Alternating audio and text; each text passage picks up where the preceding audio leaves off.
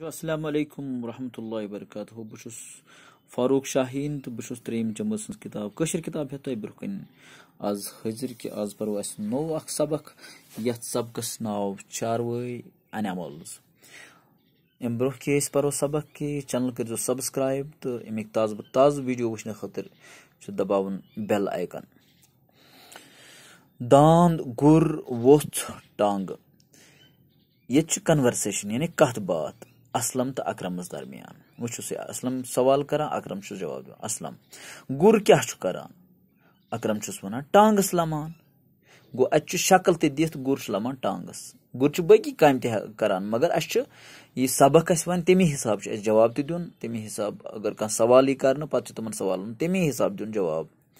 असलम खर क्या करान अकरम दवान जवाब बोर सारान गो खर सज कम बोर सारें गुर लमान टांगस। तो ब्या सवाल अस गाव क्या दिवान अकरम वन दुध।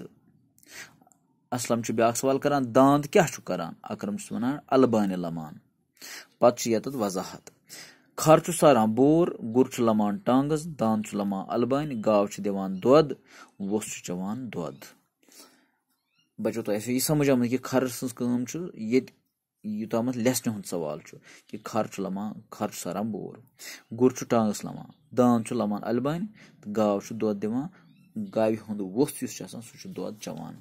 वो अमिक सवाल परो तो लिखो गोडनुक खर सारान बोर गाव दिवान दुध गुर लमान टांगस। दोयम सवाल गो लिखो दुध गोड दोग थोथ करो तो थोड़ा यह वजाहत यथ मज कि अगर यह हेजो कड़ो सह करो इसका दाल ओ दाल दुध गाफ ओ डाल गोड दाल ओ गाफ दोग थ ओ थ थोथ।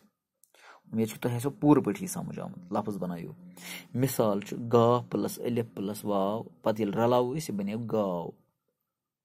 इथे कन कीफ प्लस अलिफ प्लस वाव काव नून प्लस अलिफ प्लस वाव नाव वाव प्लस अलिफ प्लस वाव वाव।